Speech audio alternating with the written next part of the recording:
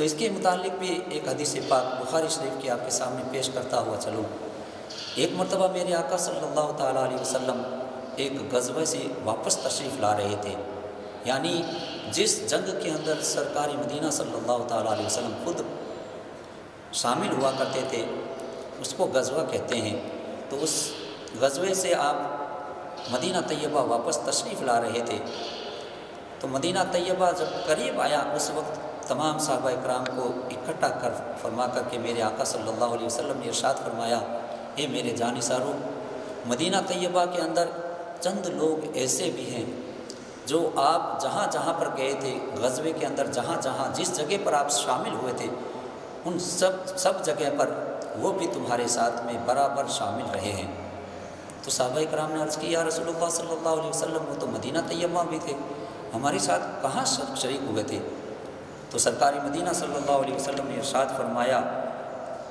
کہ وہ لوگ، مانا کہ وہ لوگ مدینہ طیبہ میں تھے،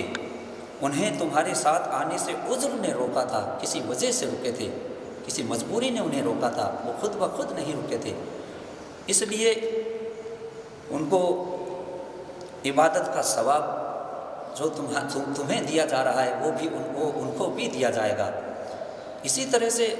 ہم اور آپ اگر گھر پہ نماز پڑھیں گے، ہمارا دل تو یہ چاہتا ہے کہ ہم مسجد میں آ کر کے عید کی نماز پڑھیں، جمعۃ الوداع کی نماز پڑھیں، مگر عذر کی بنا پر ہم نہیں آ پا رہے ہیں، عذر کی بنا پر ہم نہیں کر پا رہے ہیں، تو ہمیں اللہ تبارک و تعالیٰ اس نیت کا ثواب اللہ تبارک و تعالیٰ ہمیں عطا فرمائے گا۔ اس لیے ہمیں رنجیدہ خاطر ہونے کی ضرورت نہیں ہے، ہمیں پریشان ہونے کی ضرورت نہیں ہے۔ اللہ تبارک و تعالیٰ آپ کے دلوں کے بھید کو جانتا ہے، ہمارے دلوں کے بھید کو جانتا ہے، وہ ہماری نیتوں کو جانتا ہے، اس کا ثواب ہمیں انشاءاللہ رب تبارک و تعالیٰ بہتر طریقے سے عطا فرمائے گا۔ اس لیے ہمیں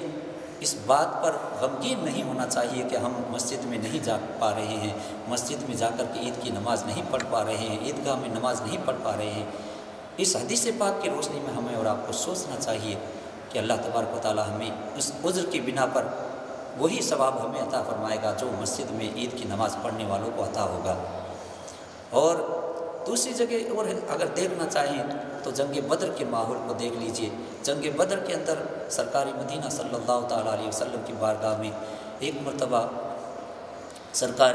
سیدنا عثمان علی سیدنا حضرت عثمان غنی رضی اللہ تعالیٰ عنہ حاضر خدمت ہوئے اور عرض کرنے لگے کہ یا رسول اللہ صلی اللہ علیہ وسلم کہ بدر کے میدان میں، بدر کی جنگ میں بھی شریک ہونا چاہتا ہوں، آپ سے اجازت لینے آیا ہوں۔ تو میرے آقا صلی اللہ تعالیٰ علیہ وسلم نے آپ کو منع فرمایا کہ نہیں، میری بچی رقیہ رضی اللہ تعالیٰ عنہ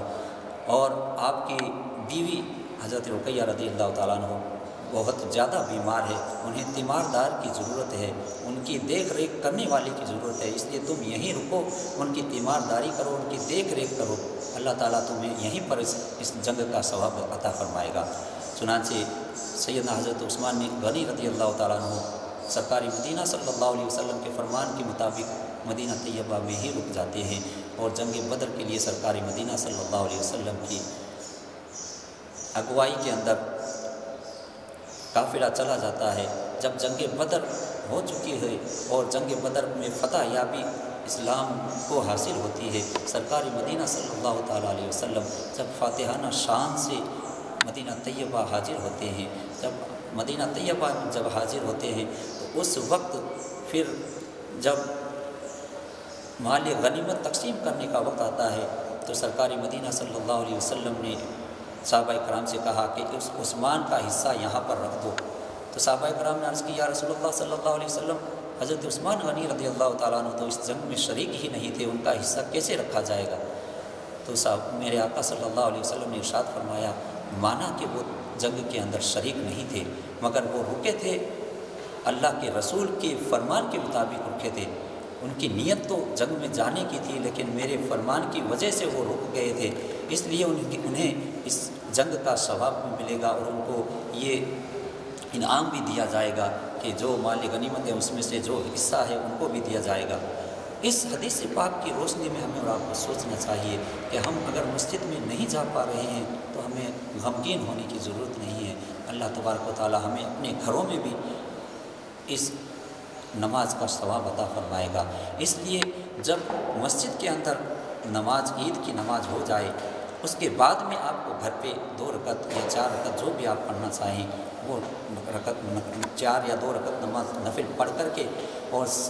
جب سلام پھیر کر کے نماز سے فارغ ہو جائیں اس وقت تکبیر تشریق آپ کو 34 مرتبہ پڑھنی ہے. یعنی تکبیر تشریق جو ہم عیدگاہ کے اندر نماز کے بعد میں پڑھتے ہیں اللہ اکبر لا الہ الا اللہ واللہ اکبر وللہ الحمد، یہ تکبیر تشریق کہلاتی ہے. اس کو 34 مرتبہ پڑھنی ہے. یہ تکبیر اگر آپ کو مکمل یاد نہیں ہے تو صرف آپ اللہ اکبر اللہ اکبر اللہ اکبر اللہ اکبر یہ 34 مرتبہ آپ پڑھ لیں تو اس کا بھی آپ کو اجر و ثواب دیا جائے گا، کیونکہ اللہ تبارک و تعالیٰ کی کبریائی بڑائی، اس کی بڑائی بیان کرنا مقصود ہے. اس اللہ اکبر سے بھی اللہ تبارک و تعالیٰ کی بڑائی ہو جائے گی. تو